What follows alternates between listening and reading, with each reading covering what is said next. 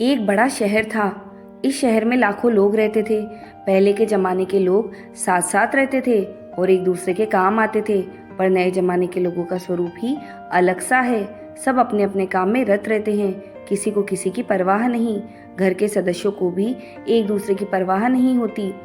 भजन कीर्तन, भक्ति भाव, दया माया, परोपकार जैसे संस्कार कम हो गए हैं। शहर में बुराइयां बढ़ गई थी। शराब, जुआ, रेस, व्यभिचार, चोरी, डकैती आदि बहुत से अपराध शहर में होते थे। कहावत है कि हजारों निराशा में एक अमर आशा छिपी हुई है। इसी तरह इतनी सारी बुराइयों के बावजूद शहर में कुछ अच्छे लोग भी रहते थे। ऐसे अच्छे लोगों में शीला और उनके पति की गृहस्थी मानी जाती थी। शीला धार्मिक प्रकृति की ओर संतोषी थी। उनका पति भी विवेकी और सुशील था। शीला और उनका पति ईमानदारी से जीते थे। वे किसी की बुराई न करते थे और प्रभु भजन में अच्छी तरह समय व्यतीत कर रहे थे।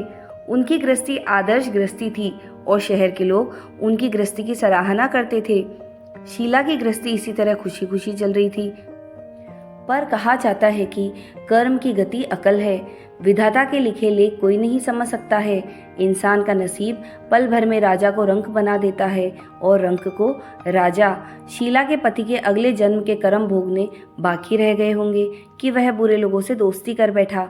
वह जल्द से जल्द करोड़पति होने के ख्वाब देखने लगा, इसीलिए वह गलत रास्ते पर चल निकला और करोड़पति होने की बजाय रोडपति बन गया। यानी रास्ते पर भटकते भिखारी जैसी उसकी स्थिति हो गई थी। शहर में शराब, जुआ, रेस, चरस, गांजा आदि बदियां फैली हुई थी। उसमें शीला का पति भी फंस गया। दोस्तों के साथ उसे भी शराब की आदत हो गई। जल्द से जल्द पैसे वाला बनने की लालच में दोस्तों के साथ रेस, जुआ भी खेलने लगा। इस तरह बचाई हुई धनराशि, पत्नी के गहने, सब कुछ रेस जुए में गवा दिया था। समय के परिवर्तन के साथ घर में दरिद्रता और भूखमरी फैल गई।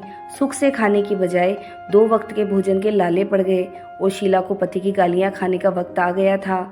शीला सुशील और संस्कारी स्त्री थी। उसको पति के बर्ताव से बहुत दुख हुआ, किंतु वह भगवान पर भरोसा करके बड़ा दिल रखकर दुख सहने लगी। कहा जाता है कि सुख के पीछे दुख और दुख के पीछे सुख आता ही है, इसीलिए दुख के बाद सुख आएगा ही।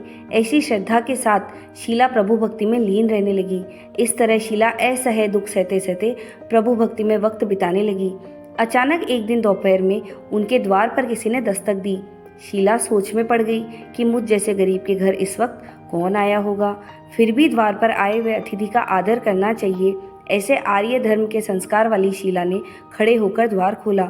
देखा तो एक माजी खड़ी थी। वे बड़ी उम्र की लगती थी, किंतु उनके चेहरे पर अलौकिक तेज निखर रहा था। उनकी आंखों में से मानो अमृत बह रहा था। उनका भव्य चेहरा करुणा और प्यार से छलकता था। उनको देखते ही शीला के मन में अपार शांति छा गई। वैसे शीला इस माजी को पहचानती न थी, फिर भी उनको देखकर शीला के रोम रोम में आनंद छा गया। शीला माजी को आदर के साथ घर में ले आई। घर में बिठाने के लिए कुछ भी नहीं था, अतः शीला ने सकुचा कर एक फटी हुई चादर पर उनको बिठाया। माजी ने कहा, क्यों शीला, मुझे पहचाना नहीं? शीला ने सकुचा कर कहा, माँ, आपको देखते ही बहुत खुशी हो रही है, बहुत शांति हो रही है। ऐसा लगता है कि मैं बहुत दिनों से जिसे ढूंढ रही थी वे आप ही हैं, पर मैं आपको पहचान नहीं सकती। माजी ने हंसकर कहा, क्यों, भूल गई? हर शुक्रवार को लक्ष्मी जी के मंदिर में भजन कीर्तन होते हैं, तब मैं भी वहाँ आती हूँ। वहाँ हर शुक्रवार को हम मिलते हैं। पति गलत रास्ते पर चढ़ गया, तब से शीला बहुत दुखी हो गई थी और दुख की मारी वह लक्ष्मी जी के मंदिर में भी नहीं जाती थी। बाहर के लोगों के साथ नजर मिलाते भी उसे शर्म लगती थी। उसने याददाश्त पर जोर दिया, पर वह माजी याद नहीं आ रही थी। तभी माजी ने कहा, तू लक्ष्मी जी के मंदिर में कितने मधुर भजन गाती थी, अभी अभी तू दिखाई नहीं देती थी, इसीलिए मुझे हुआ कि तू क्यों नहीं आती है, कहीं बीमार तो नहीं हो गई है ना? ऐसा सोचकर मैं तुझसे मिलने चली आई हूँ। माजी के अति प्रेम भरे शब्दों से शीला का हृदय पिघल गया। उसकी आंखों में आंसू आ गए। माजी के सामने वह बिलक बिलक कर रोने लगी। यह देखकर माजी शीला के नजदीक आई और उसकी सिसकती पीठ पर प्यार भरा हाथ फेरकर सांत्वना देने लगी। माजी ने कहा, बेटी, सुख और दुख तो धूप छांव जैसे होते हैं। धैर्य रखो बेटी, और तुझे क्या परेशानी है? तेरे दुख की बात मुझे सुना, तेरा मन हल्का हो जाएगा और तेरे दुख का कोई उपाय भी मिल जाएगा। माजी की यह बात सुनकर शीला के मन को शांति मिली। उसने माँ जी से कहा, माँ, मेरी गृहस्थी में भरपूर सुख और खुशियाँ थी। मेरे पति भी सुशील थे। अचानक हमारा भाग्य हमसे रूठ गया।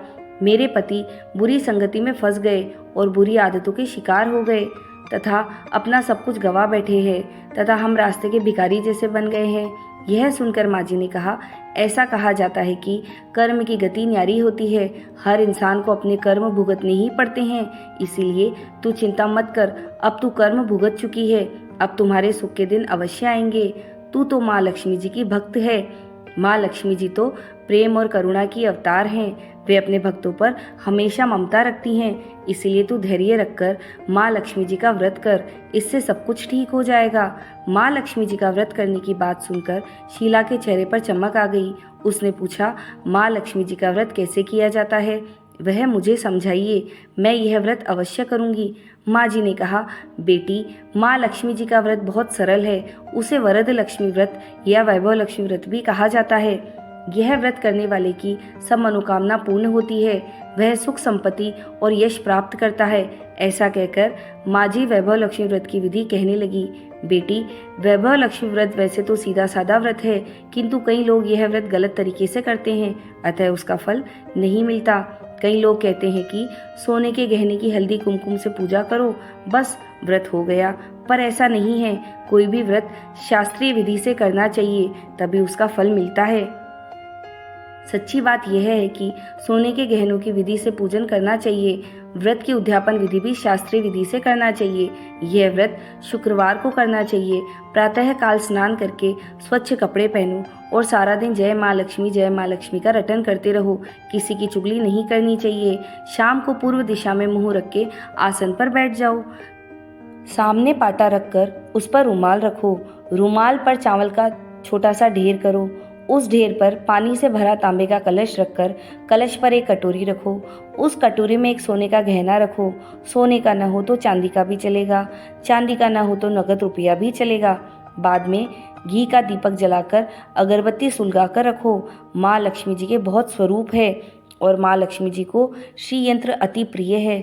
अतः वैभव लक्ष्मी में पूजन विधि करते वक्त सर्वप्रथम श्री यंत्र और लक्ष्मी जी के विधि स्वरूपों का सच्चे दिल से दर्शन करो। उसके बाद लक्ष्मी स्तवन का पाठ करो। बाद में कटोरी में रखे हुए गहने या रुपए को हल्दी कुमकुम और चावल चढ़ाकर पूजा करो और लाल रंग का फूल चढ़ाओ। शाम को कोई मीठी चीज बनाकर उसका प्रसाद रखो।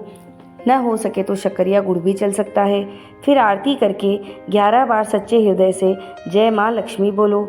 बाद में 11 या 21 शुक्रवार यह व्रत करने का दृढ़ संकल्प माँ के सामने करो और आपकी जो मनोकामना हो वह पूरी करने को माँ लक्ष्मी जी से विनती करो। फिर माँ का प्रसाद बांट दो और थोड़ा प्रसाद अपने लिए रख लो।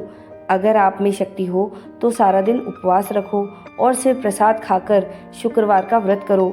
न शक्ति हो तो एक बार शाम को प्रसाद ग्रहण करते समय खाना खा लो। अगर थोड़ी शक्ति भी न हो तो 2 बार भोजन कर सकते हैं। बाद में कटोरे में रखा गहना या रुपया ले लो। कलश का पानी तुलसी की क्यारी में डाल दो और चावल पक्षियों को डाल दो। इसी तरह शास्त्रीय विधि से व्रत करने से उसका फल अवश्य मिलता है।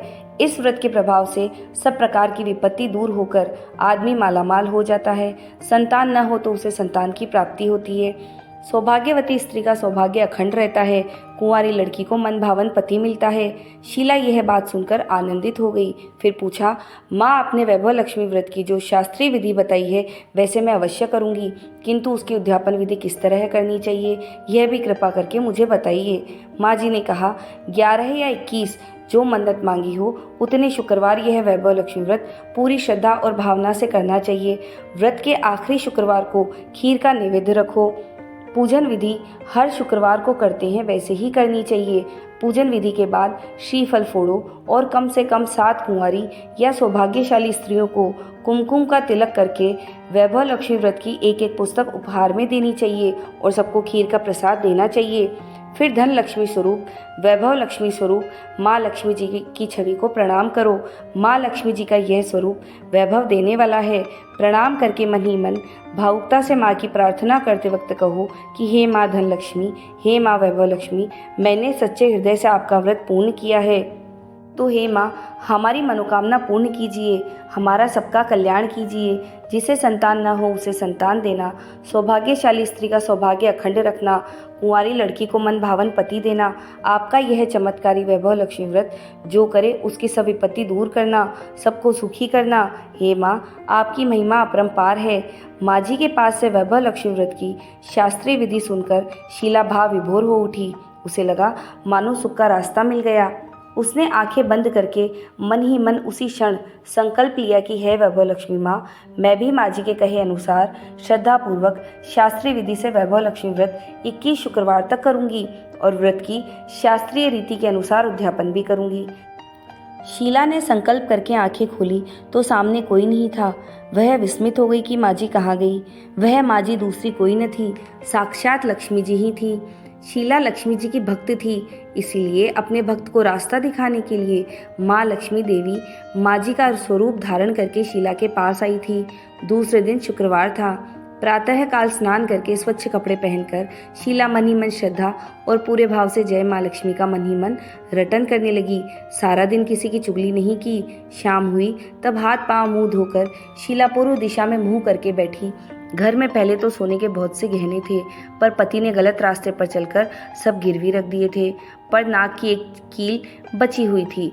नाक की कील निकालकर उसे धोकर शीला ने कटोरी में रख दी। सामने पाटे पर रुमाल रखकर मुट्ठी भर चावल का ढेर किया। उस पर तांबे का कलश पानी से भरकर रखा।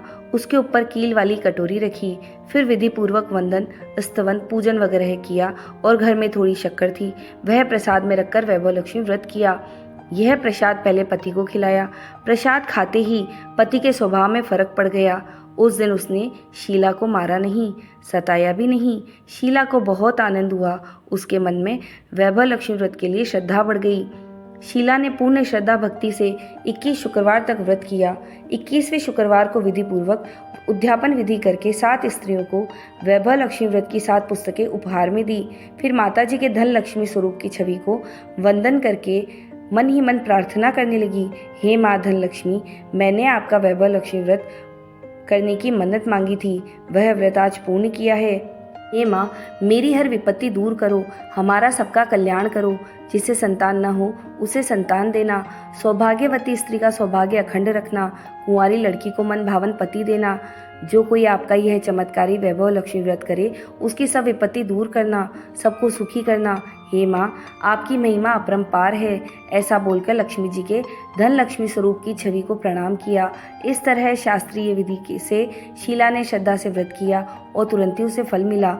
उसका पति सही रास्ते पर चलने लगा और अच्छा आदमी बन गया तथा कड़ी मेहनत से व्यवसाय करने लगा। धीरे धीरे समय परिवर्तित हुआ और उसने शीला के गिरवी रखे गहने भी छुड़ा लिए। घर में धन की बाढ़ सी आ गई। घर में पहले जैसी सुख शांति छा गई। वैभव लक्ष्मी व्रत का प्रभाव देखकर मोहल्ले की दूसरी स्त्रियां भी शास्त्रीय विधि से वैभव लक्ष्मी का व्रत करने लगी। हे माँ धन लक्ष्मी, आप जैसे शीला पर प्रसन्न हुई उसी तरह आपका व्रत करने वाले सब पर प्रसन्न होना, सबको सुख शांति देना। जय धन लक्ष्मी माँ, जय वैभव लक्ष्मी माँ। धन्यवाद।